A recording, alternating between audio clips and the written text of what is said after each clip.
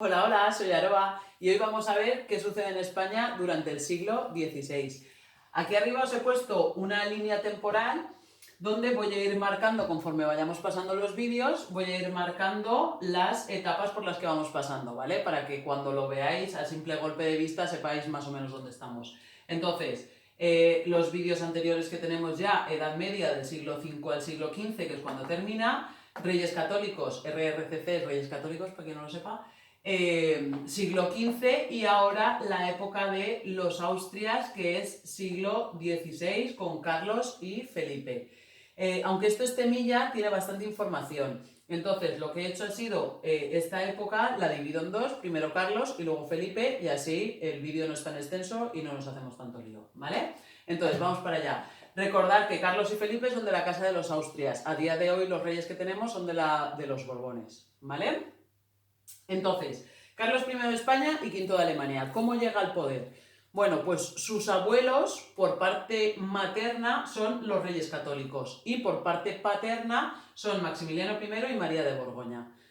¿Vale? Los reyes católicos tienen una hija que es Juana la Loca y Maximiliano y María de Borgoña tienen un hijo que es Felipe el Hermoso. Estos dos se casan y tienen a Carlos I. ¿Qué sucede? Que todos ellos tenían mogollón de territorios. Entonces, todos estos territorios van a pasar a Carlos I. Por parte de los reyes católicos, pues como ya sabéis del vídeo anterior de los reyes católicos, Castilla, Aragón, Cerdeña, Sicilia, Nápoles y las Indias. Acordaros que las Indias pertenecen a los reyes católicos porque en 1492 ellos son los que envían a Colón a colonizar América, ¿vale? Y luego, por parte de su abuelo paterno, hereda Austria y el derecho al trono Sacro Imperio Germano o germánico, da igual, ¿vale? Y por parte de su abuela, Flandes-Luxemburgo, el Franco Condado, que es una región de Francia, y Charolais, que es una región de la Provenza. Todos estos territorios pasan a ser de Carlos I. Entonces es lo que se llama el Imperio Español. No sé si habéis escuchado cuando dicen que hubo una época en que el Imperio Español no se ponía nunca el sol, ¿vale? Pues es por toda la cantidad de territorios que habían. Y coincide también con la época del siglo de oro del Renacimiento, ¿vale? Pero eso ya más para literatura. Entonces, volvemos. Carlos I. Carlos I vive en Flandes. ¿Eso qué quiere decir? Que no conoce el castellano, no conoce nuestras costumbres. ¿Qué pasa? Que en 1516 es nombrado rey. Viene a España en 1517 con un séquito de flamencos, que son los consejeros que él tenía en Flandes, y eso crea malestar. ¿Por qué? Pues porque va a venir a España un rey que no sabe hablar nuestra lengua, no sabe nuestras costumbres, entonces, bueno, pues a la gente eso le creaba malestar, ¿vale? Luego, da la casualidad que muere su abuelo Maximiliano. A él le interesaba mogollón la corona del imperio, entonces él la quiere. ¿Qué hace para ello? Lucha contra su rival, que en ese momento es Francisco I, ¿vale? Que es el rey de Francia, para conseguir la corona del imperio. Le vence y en 1520 es nombrado emperador. ¿Cuál es la diferencia entre un emperador y un rey? Un emperador tiene mogollón de territorios, ¿vale? Un rey tiene un reino, un emperador pues tiene un imperio, ¿vale? Entonces, Carlos I pasa a ser emperador.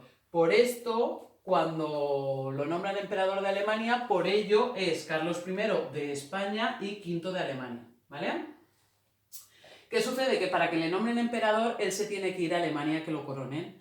Entonces, tiene que dejar un regente aquí, en España. ¿Qué es un regente? Pues esas personas que están al poder cuando el rey no puede ejercer, o ya bien porque el rey sea menor de edad, o porque se tiene que ir a algún sitio, o porque lo han matado o se ha muerto y todavía no han encontrado un sucesor, ¿vale? Esas personas que están en el poder durante un tiempo determinado, pero realmente no son los reyes, esos son los regentes. Y él, como regente, deja a Adriano de Utrecht, que será el futuro Papa Adriano VI, ¿vale? ¿Qué pasa? Que encima de que ya estaban con el malestar de que iba a venir un rey extranjero, que no es extranjero porque es hijo de españoles, pero para ellos, que no supiese la lengua y tal, era extranjero. Encima se va a Alemania y deja el país a cargo de un regente. Esto que crea que hayan rebeliones, ¿vale? Ya hay dos rebeliones, las más importantes, que es la de los comuneros, que se sucede de 1520 a 1522, que lo que pasa ahí es que hay diferentes ciudades que se rebelan contra el rey. Entre ellas las más importantes, pues Toledo, Segovia y Soria, ¿vale? Esas, o sea, tiene que haber unos apoyos. ¿Qué gente luchaba contra el rey o qué gente se rebelaba contra el rey? Bueno, pues por una parte la nobleza, ¿por qué? Porque ellos no querían consejeros flamencos, ¿vale? Ellos querían que si el rey tenía consejeros, que fuesen de aquí, por lo tanto, la nobleza quería que fuesen ellos, ¿vale? Luego la burguesía, por otro lado, también apoya esta rebelión porque ellos tenían miedo a perder las influencias que tenían. La burguesía ya tenía cierto poder, entonces lo que no querían era perder ese poder si venía alguien de fuera. Y el pueblo, porque no quería ser ellos dominado, ¿vale?, por el imperio alemán, ¿vale? No querían estar bajo el pie de los alemanes. Entonces, todos estos se rebelan contra el rey, pero llega el rey y hace pim, pam, pum, y las tropas del rey los derrotan, ¿vale? O sea, sofocan la rebelión. Y luego está la rebelión de Germanías, que es de 1519 a 1523, como veis, duran relativamente poquito. Esta empieza en Valencia y se extiende a Mallorca. ¿Y esto quién lo lleva a cabo? Pues sobre todo el pueblo llano. Lo que vimos el pueblo llano en la pirámide estamental, recordad que sigue siendo una sociedad estamental, igual que era en la Edad Media, ¿vale?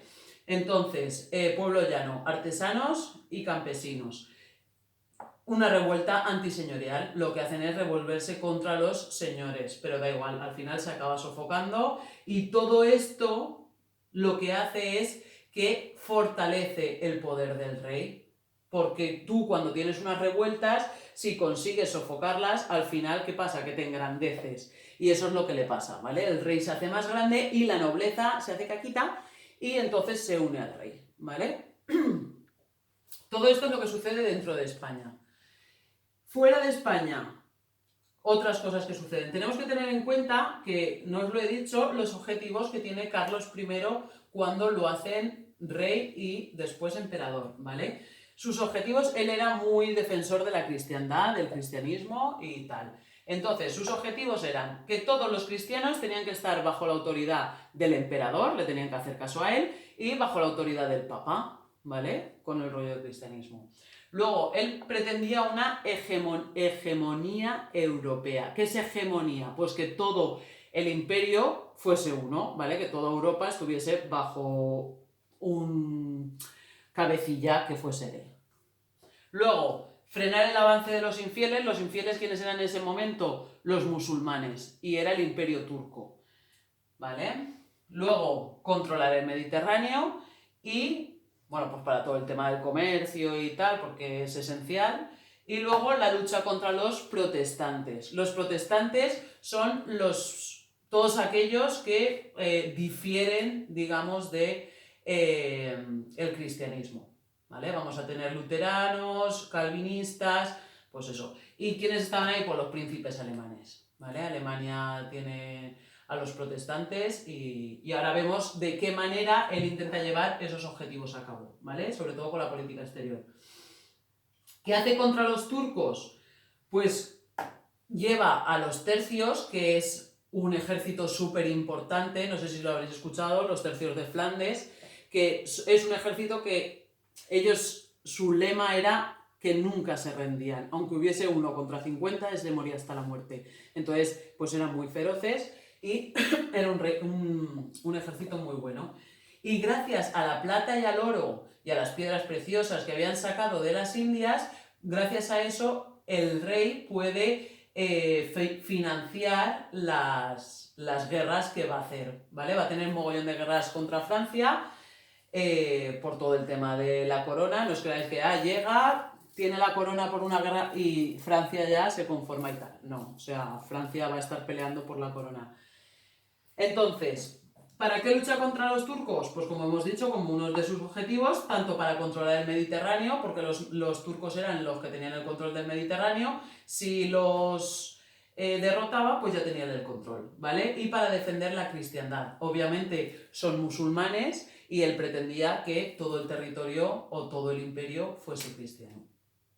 Contra Francia, pues tiene las guerras estas que acabo de decir, ¿vale? Para conseguir la hegemonía.